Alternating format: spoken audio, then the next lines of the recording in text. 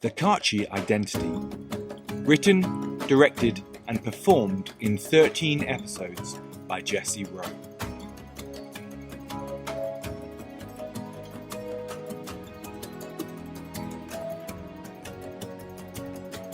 Chapter 6. The Train.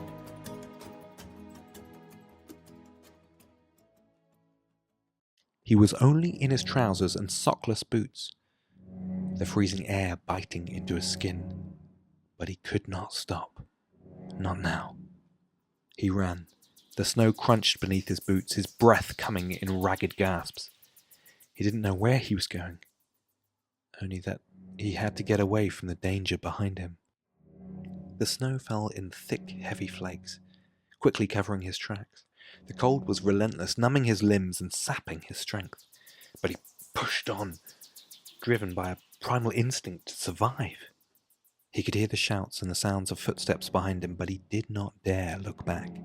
He could see another train station in the distance, the lights bright and welcoming. But it had 3 policemen smoking in the doorway and a black van parked just outside the front. Instead of making his way there, still keeping to the shadows, his heart pounded with a mix of fear and determination.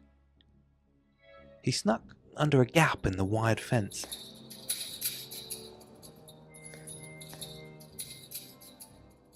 And headed onto the train tracks. He didn't know where any train would take him, but it didn't matter.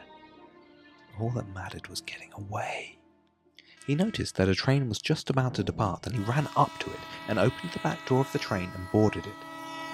He found a seat in that carriage near the back door and slumped into it. He had no idea where the train was headed, but it still didn't matter. He was away from the danger, at least for now, yet he was topless. And though the late-night train carriage seemed empty, any moment someone could enter the carriage and would draw far too much attention to himself.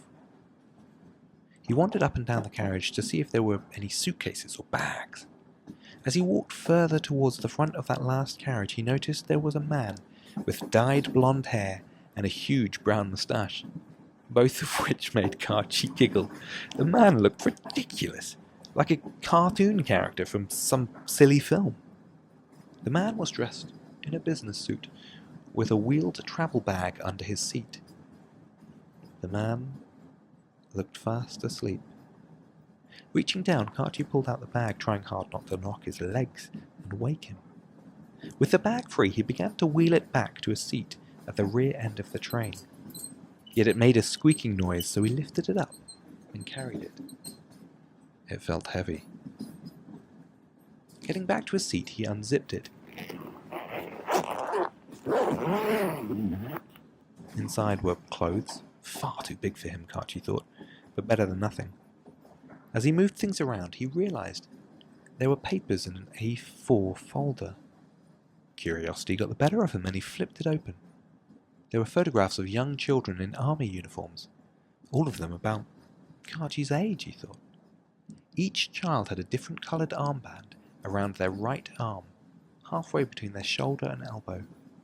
He smiled to himself. The kids looked happy. They were climbing on cargo nets and through tunnels and had shooting practice. As Karcsi flicked through the pages, he began to notice that the child with the orange armband had his face scraped off each photo. Who was this child? Who was the man with this in his bag? Karcsi flicked to the last page. On the last page there was a set of 9 passport-sized photos glued to the page. There were no names or details, but they were all men in their 40s to 60s. The men were all dressed in smart suits or army uniform. They all looked very important, but Karcsi didn't recognize any of them. But then again, he didn't really know his own name, so he shrugged his shoulders and noticed that 7 of them, just 7 of them, had huge red pen crosses over their faces, as if someone had crossed them out. There were 2 left. One was circled in the same red pen numerous times, and a huge red question mark next to it. "What did he do wrong?" it said in a thin scrawl. It looked like a lady's handwriting to him, and probably not the blonde-haired moustache man from up the train. The man circled on the page looked tall. In a formal suit, confident demeanour, neatly groomed, authoritative with deep-set eyes, a strong jawline and a prominent nose. Karcsi didn't know him either. He put on the man's spare shirt and closed the folder. He moved the other things inside the case and noticed that there were 3 mangoes inside. Mangoes, he thought. Why would he need mangoes? Especially 3. He zipped up the bag and walked back to the man, but somehow he was interested in that last page, the one with all the photos of the men on it. He sat in the seat behind the mustached man, unzipped the suitcase as quietly as he could, opening the folder, unclipped the metal binder and pulled out the page, and then tried very hard to close the clips without a sound.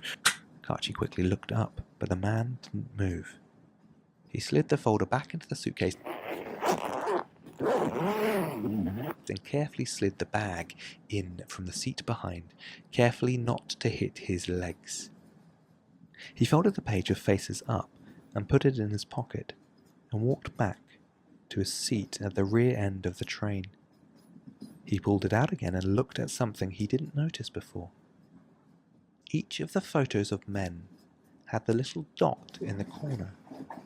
Each dot was a different colour. The dot on the photo circled with red pen and not crossed out was orange. Karcsi thought to himself, who was this Orange? And what did he do wrong? The last photo, neither crossed nor circled nor dotted, was an older man, perhaps the oldest, and he looked very grumpy, and he had a very proud look on his face.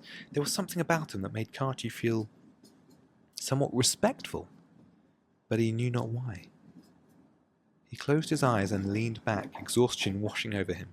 The gentle rocking of the train and the rhythmic sound of the tracks beneath him were soothing, lulling him into a fitful sleep. He didn't know what the future held, but for now he felt safe, and that was enough.